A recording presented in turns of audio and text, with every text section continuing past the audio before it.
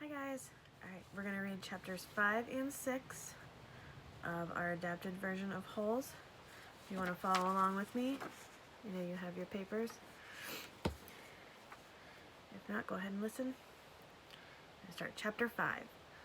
There are 6 tents labeled A through F. The counselors sleep in tent F, and the campers, or juvenile delinquents, sleep in the other tents.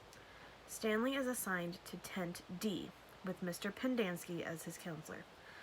Mr. Pendanski is friendly to Stanley and warns him not to upset the warden. Mr. Pendanski tells Stanley he wants to help Stanley turn his life around. Stanley assumed it is useless to claim his innocence again, so he tells Mr. Pendanski he will try to change.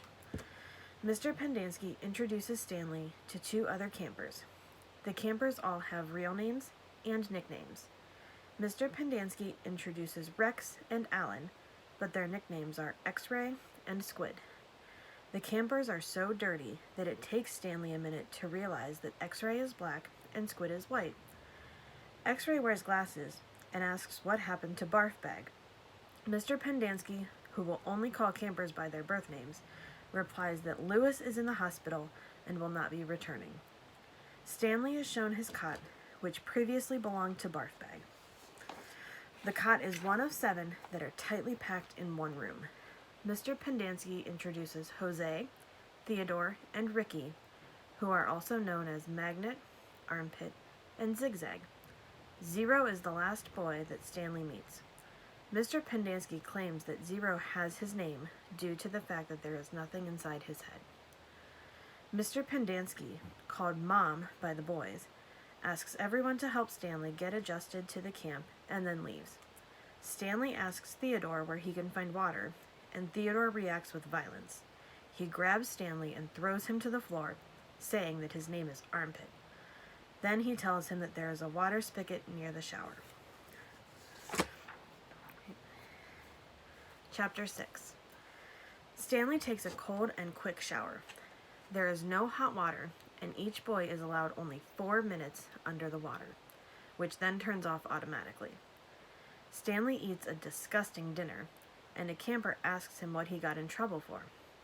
Stanley tells him that he stole a pair of sneakers from the famous baseball player Clyde Sweetfeet Livingston. No one believes that Stanley has done that. When Stanley retires to his smelly cot, he thinks back on the crime he didn't commit.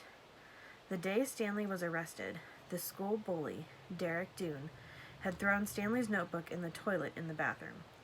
The teachers never believed that Derek bullied Stanley, because Stanley was much bigger than Derek. After Stanley got his notebook out of the toilet, he had to walk home because he had missed the bus. While Stanley was walking, a pair of shoes had fallen from a freeway overpass and hit him on the head. Since his father was doing experiments with sneakers, Stanley ran home to give them to his father. The shoes had smelled very bad. Because he was running, a police car pulled him over and took the shoes. Stanley later found out that the shoes belonged to Clyde Livingston and had been donated to a homeless shelter to raise money. Clyde Livingston himself lived at the homeless shelter once when he was younger. Stanley was convicted of stealing the shoes and sent to Camp Green Lake.